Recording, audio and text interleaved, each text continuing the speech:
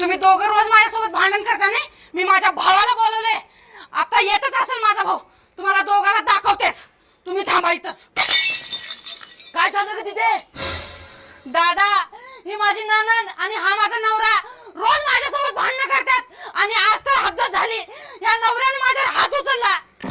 काय दिदे, तुझ्यावर दाजीने हात उचलला? दाजी, आज तुमचं काय खरं नाही. या राऊंडात, या इकडं.